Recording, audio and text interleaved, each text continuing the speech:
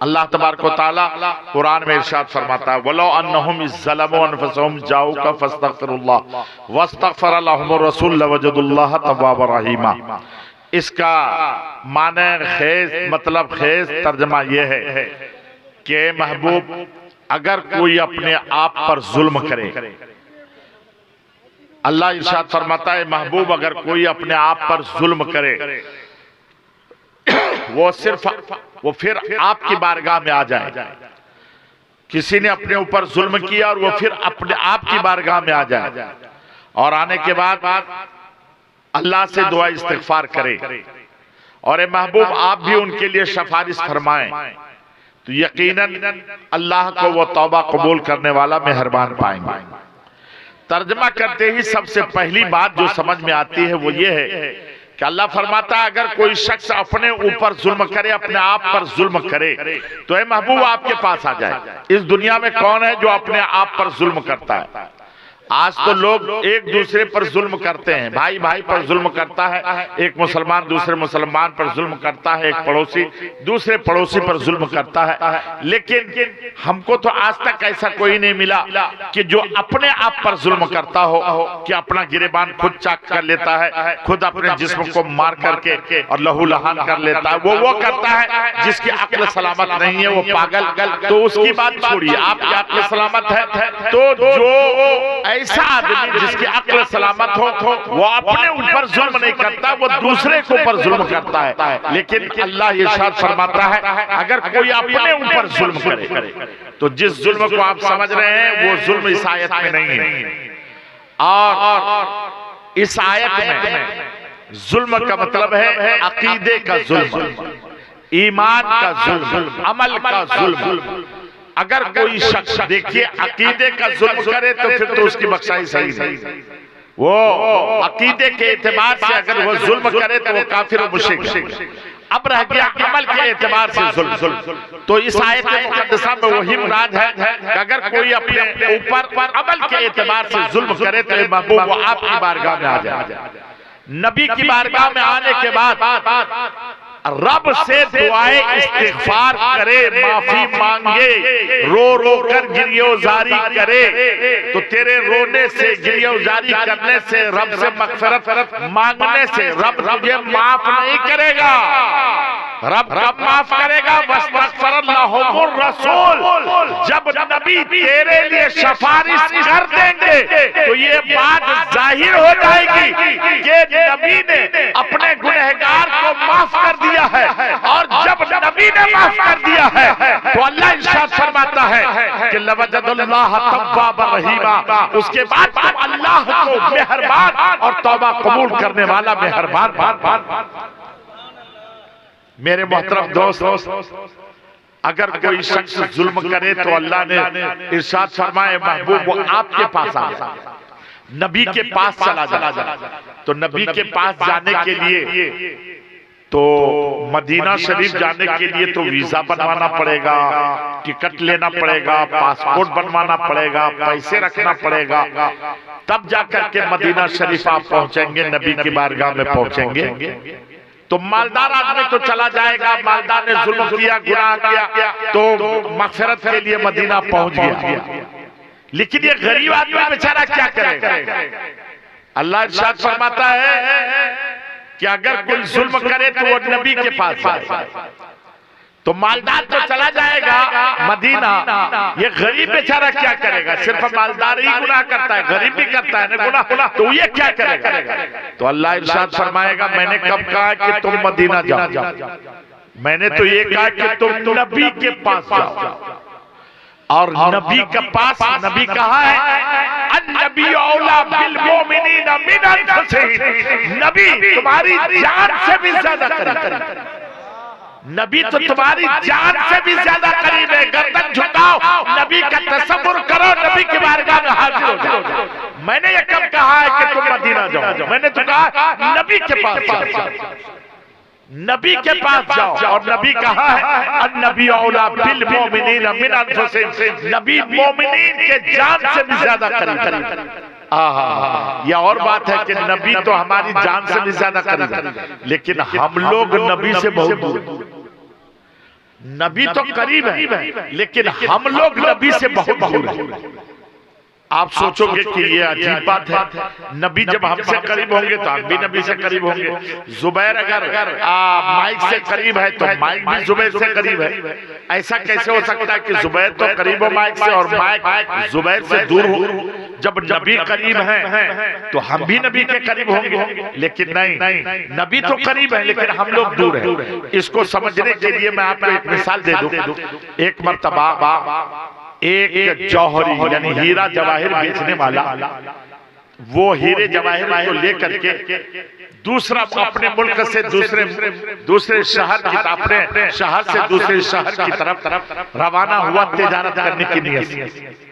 एक चोर भी उसने देखा कि इसके साथ हीरे जवाहरात है, वो भी उसी के लिबास में उसके साथ हो। पहले तो बस में सफर थोड़ी होता था, पैदल सफर होता था, जहाज में थोड़ी होता था, पैदल होता था, घोड़े पर होता था, या क्या कहते हैं ऊंट पे होता था। पहले इस तरीके के सफर की सहूलत नहीं थी, तो वो ताजिर के साथ हो गया। लेकिन ताजिर समझ गया कि ये चोर है, ये ताजिर नहीं। अगर चल लिबास में उसी के था, लेकिन वो समझ गया, है ना। तो दोनों चला और जब रास्ते में पड़ाव डाला जंगल में, और उनके बाद तो ताजिर ने, जौहरी ने ये कहा कि भाई ऐसा करो कि दोनों आदमी एक साथ सोओगे तो सारा सामान चोर लेके चला जाएगा। ऐसा करो कि चोर से कहा कि तुम सो जाओ, मैं जगा रहूंगा, 12 बजे के बाद मैं तुमको जगा दूंगा, तुम जगना, मैं सो जाऊंगा। चोर ने सोचा बड़ा अच्छा स्कीम है, मैं पहले सो जाता हूँ और फिर 12 बजे के बाद वो हमको उठा देगा, हम उठेंगे, ये जब सो जाएगा तो सब सारा सामान लेंगे और भाग जाएंगे। तो वो चोर सो गया बेफिक्र होकर। जौहरी ने क्या किया कि जब सो गया तो जौहरी अपना हीरे जवाहरात लेकर अपने सामान से उसके सामने में डाल दिया, चोर के सामान में रख, और 12 बजे उसको उठा दिया। और जब वो उठा, कहा अब तुम जगो, मैं सोता हूं।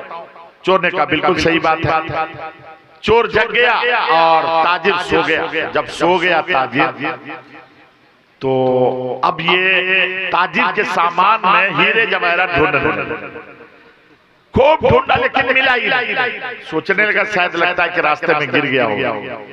सुबह सवेरे सुबह उठा हुआ, सुबह जब हो गई तो उसके बाद उन्होंने क्या किया कि ताजिर को उठाया और खुद पेशाब पाखाना के लिए जंगल चला।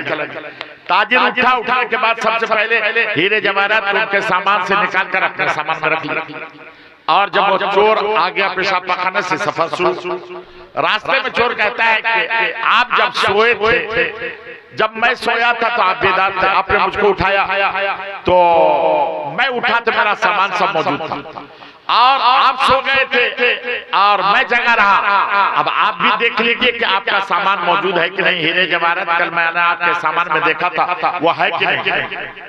जौहरी ने अपने सामान से हीरे जवाहरात निकाला और दिखा दिया, कहा देखो मौजूद है। वो बड़ा हैरान हुआ कि इसके सामान को हम रात भर तलाश करते रहे, या आखिर अच्छा आज मौका मिला।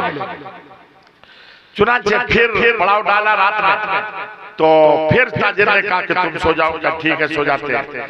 थोड़ी देर तो वो जगता रहा, देखे ताजिर क्या करता है, कहाँ रखता है, लेकिन फिर सो गया।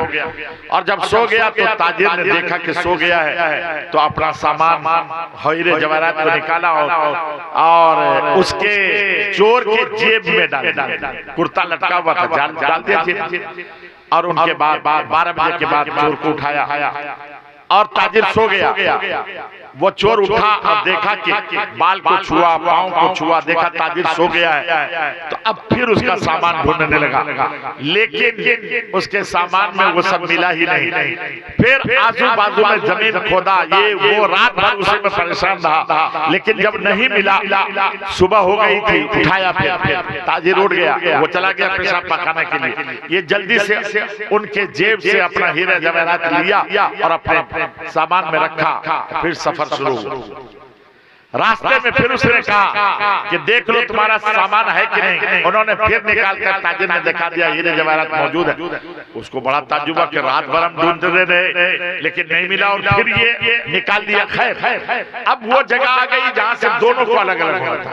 चोर और उसके सामने हाथ जोड़ कर खड़ा हो गया कि देखो मैं ताजिर तो नहीं हूं, मैं चोर था। कहा मैंने तुमको समझ लिया था। ये बताइए कि रात में वो हीरे जवाहरात को आप रखते कहां, आज बता दीजिए। तो ताजिर ने कहा कि ये बताओ कि तुम ढूंढते कहां थे, तलाश कहां करते? कहा तुम्हारे सामान। कहा जब तुम सो जाते थे ना तो वो हीरे जवाहरात को मैं तुम्हारे सामान में रख देता था। हीरे जवाहरात चोर से करीब था, लेकिन चोर हीरे जवाहरात से बहुत दूर है। हीरे जवाहरात तो करीब है लेकिन चोर बहुत दूर है। नबी हमारी जान से भी ज्यादा करीब है लेकिन हम लोग नबी से बहुत दूर। हम लोग नबी से बहुत दूर हैं। और अल्लाह इरशाद फरमाता है कि अगर तुम अपने ऊपर जुल्म करो तो नबी की बारगाह में आ जाओ। और नबी से अल्लाह ने क्या इरशाद फरमाया? नबी से इरशाद फरमाया ए महबूब सारे गुनहगार को तेरे पास भेज रहा हूँ, सारे मांगने वाले को तेरे पास भेज रहा हूँ। सब आएंगे तेरे पास, आप उसको झिड़किएगा नहीं, भगाइएगा नहीं, इसलिए कि भगाता वो है जिसके पास खजाना ना हो। और ए महबूब तेरा आलम यह है कि इन्ना आपैना कल कौसर, मैंने तुम्हें कसरत से अता कर दिया। और भगाता वो है जिसको अपना खजाना खाली होने का खतरा हो। और तेरी शान ये है, नबी फरमाते हैं अना कासिमुन वल्लाहु यूती, अल्लाह देता है और मैं बांटता हूं। जब अल्लाह के देने में कमी नहीं है, मुस्तफा आपके बांटने में भी कोई कमी नहीं होनी चाहिए। आप बांटते जाए, कोई भी आए मांगने वाला, मांगने वाला आए, आप उसे भगाइएगा नहीं, उसे झिड़किएगा नहीं। अल्लाह अकबर। मेरे मोहतरम दोस्तों, क्या मांगने वाला? ए महबूब वो दौलत भी मांग सकता है, इज्जत भी मांग सकता है, जन्नत भी मांग सकता है, मगफिरत भी मांग सकता है, इल्म भी मांग सकता है, जो दुनिया भी मांग सकता है, दीन भी मांग सकता है। जो कुछ मांगने वाला है ए महबूब, जो मांगने वाला है उसको भगाइएगा नहीं बल्कि उसको नवाज दीजिएगा। और हम देखते हैं हदीस शरीफ में कि नबी की बारगाह में जो भी आया नबी ने उसे कभी नहीं भगाया, नबी ने उसे भगाया नहीं। हदीस शरीफ में आता है कि एक बुढ़िया नबी की बारगाह में आई, उन्होंने कहा या रसूलल्लाह मैंने मिन्नत मानी है कि मैं आपके सामने, आप अगर फलां जंग से वापस आ जाएंगे सही सलामत, तो आपके सामने में मैं दफ बजा बजा करके नात पढ़ूंगा।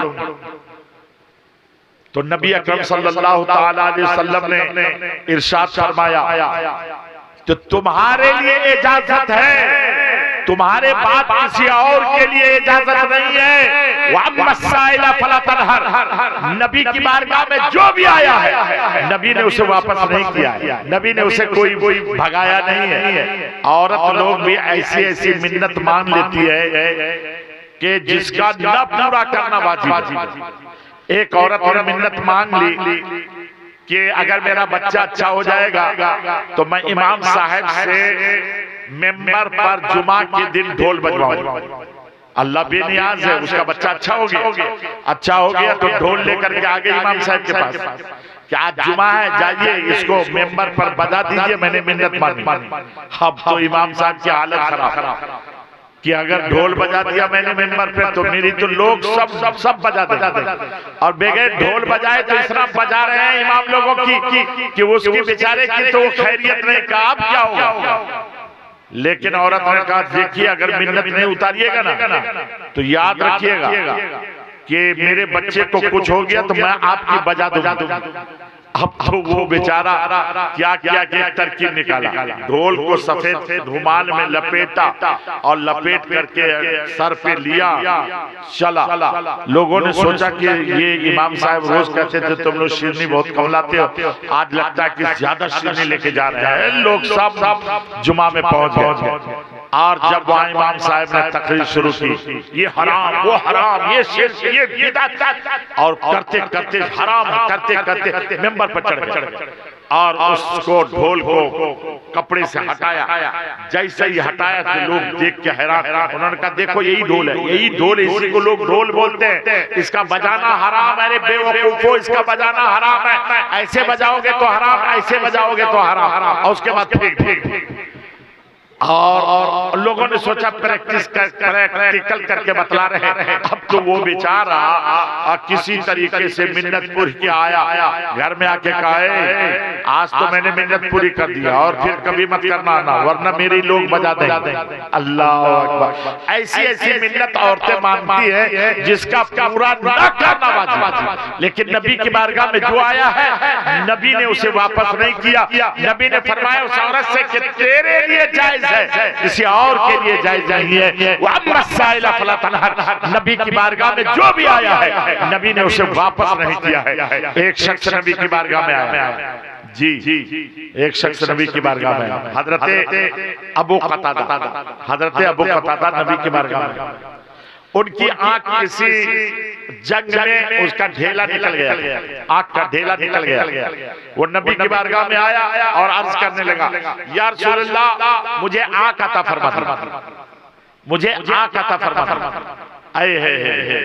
सहाबा का अकीदा देखिए, सहाबा आंख मांगने के लिए नबी के पास आ रहे हैं, तो ये अकीदा जाहिर कर दिया सहाबा ने कि नबी से मांगना शिर्क नहीं है। अगर शिर्क होता तो हजरत कतादा आंख मांगने कभी नबी के पास नहीं आते, वो जाते कहा वहां खाने काबा जाते, मकाम मुल्तजिम जाते, खाने काबा के खिलाफ से निपट कर दुआ मांगते, लेकिन रब से दुआ मांगते। लेकिन नहीं, कहा गया है नबी के पास गया। आंख मांगने कहा गया, बोलिए नबी के पास गया।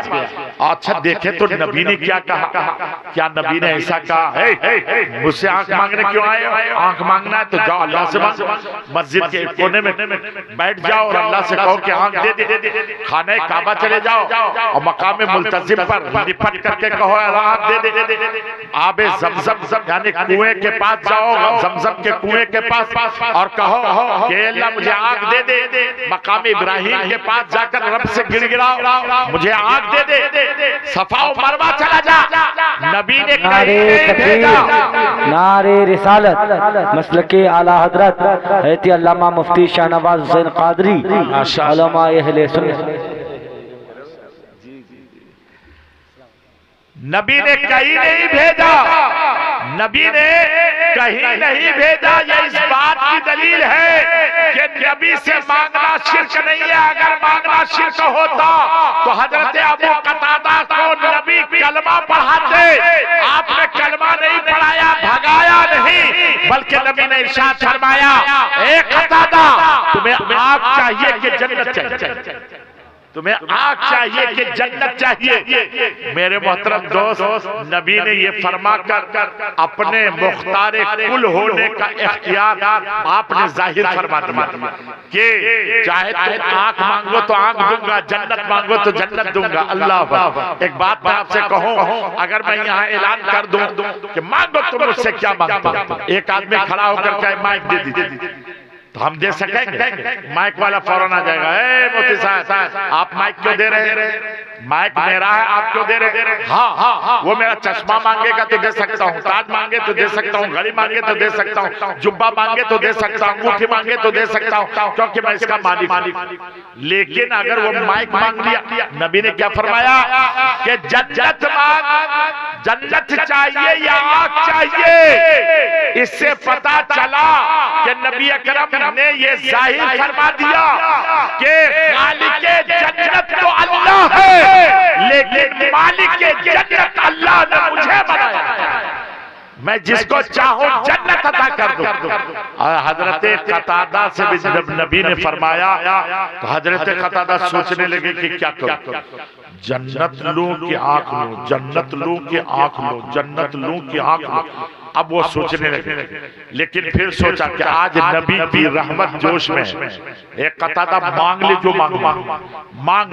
हजरत कतादा ने अपनी हिम्मत को लगाया और अपनी हिम्मत को जुटाया और रब की हजरत सरकार की बारगाह में हाथ जोड़कर खड़ा हो गया। कहा या रसूल अल्लाह, या हबीब अल्लाह, ऐसा कीजिए ना, आप ऐसा कीजिए ना। नबी ने फरमाया क्या कतादा तुम्हें जन्नत चाहिए कि आग चाहिए? हजरत कतादा क्या कहते हैं, या रसूल अल्लाह ऐसा कीजिए ना, ऐसा कीजिए ना। कहा क्या? कहा या रसूल अल्लाह ऐसा कीजिए कि आग मुझे मेरी मर्जी से दे दीजिए और जन्नत आप अपनी मर्जी से मुझे अता फरमा दीजिए। वाह। हजरत कतादा ने कहा, नबी ने उस आग के ढेले को लिया और आपका हजरत कतादा के आंख में रखा, अपना लुआब दहन या थूक मुबारक लगाया और जैसे ही लगाया हजरत कतादा पुकार उठे, या रसूल अल्लाह, अल्लाह ने मुझे रोशनी अता फरमा दी। नारे तकबीर, नारे रिसालत, मसलके आला हजरत, फैजाने मशाइख अहले सुन्नत, काज़ी सीमांचल अल्लामा मुफ्ती जुबैर साहब किबला हजरात के ऐलान समात करें कि पीर साहब तशरीफ ला रहे हैं। जो मुरीद होंगे वो वजू करके आके सामने बैठ जाएं। जो औरतें मुरीद होना चाहती हैं तो वो अलहाज जमील साहब के मकान पर आके बैठे, पीर साहब वहाँ मुरीद करेंगे। नबी की बारगाह में जो भी आया है, नबी ने उसे झिड़का नहीं है, नबी ने उसे भगाया नहीं है, बल्कि नवाज दिया है। अल्लाह अकबर।